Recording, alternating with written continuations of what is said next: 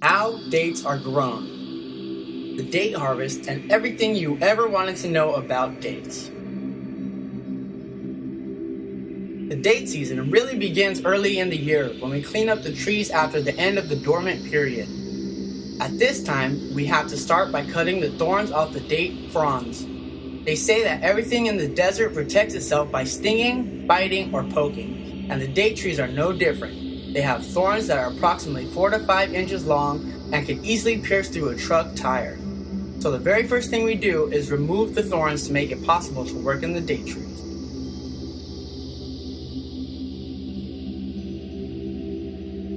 The sex life of a date. Date palms are unique in that they are either male tree or female trees. The male trees produce pollen and the female trees produce flowers. Unfortunately, neither birds or bees are attracted to the flowers, so the females have to be hand-pollinated. During the later part of February, we begin to watch for sheaths on the male trees to begin splitting open. We check each tree every single day as soon as a sheath on a male tree begins to open.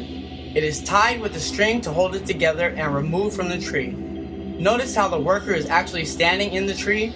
Each frond can hold approximately 250 pounds.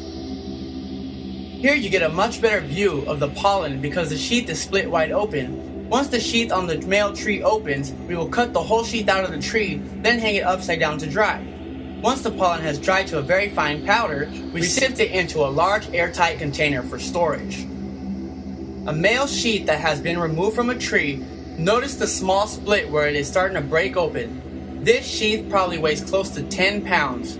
The female trees have the same kind of sheath, and as they begin to flower, we will remove the sheath and separate each strand. We then tie the strands together and hand pollinate the flowers using the fresh pollen that we have collected from the male trees. We use a small ketchup squirt bottle for this process. We pollinate each female tree at least 3 times. Around April or May, as the fruit begins to bud on the strands, we will begin the thinning process. First, we open up each bunch of strands that we have tied together and cut out the middle, leaving only the outside strands. Then we remove about 60% of the dates from each strand. This allows better airflow and the chance for each individual date to grow to its optimum size. It is not unusual for the temperatures to be above 100 degrees during May when we are thinning and closer to 120 degrees during the date harvest. So most of our date workers will wear long sleeve shirts and long pants and cover their faces with bandanas to protect themselves from both the sun and the heat. This is a strand of medjool dates before being thinned. By removing the majority of the dates, the ones that are left will have enough room to grow to a much larger size.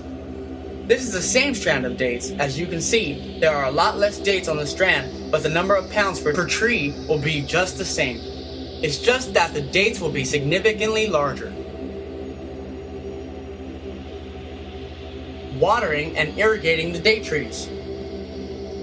Date trees take as much water as a willow tree, yet they cannot tolerate rain or humidity. That's why dates have to be grown in the hot desert where our average rainfall is less than 3 inches per year, and our summer temperatures reach nearly 120 degrees. The ground around the date trees has to be kept clear of grass, weeds, which cause humidity. Special borders are built up around the trees in order to flood, irrigate, and contain the water at the root of the tree. This border disker scoops up the sand and forms a border around the date trees. These borders keep the water where it is needed, at the root of the date trees.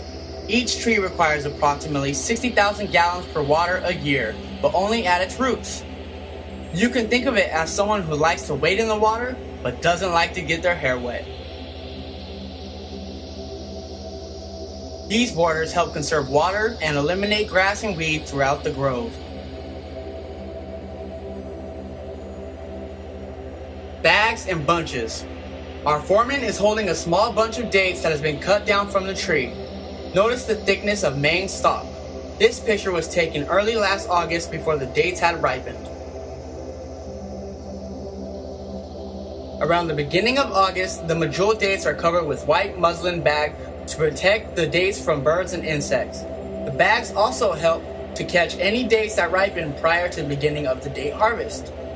Because each bunch is quite heavy, the fronds below the date bunches are positioned to help hold the weight of the dates. Transplanting date pups. All of our date trees are grown from pups, offshoots from the parent tree. This guarantees that both the tree and fruit produced will be identical to the parent. It takes about 6 to 8 years before the pups will be big enough to transplant, and another 6 or 7 years before they begin to produce.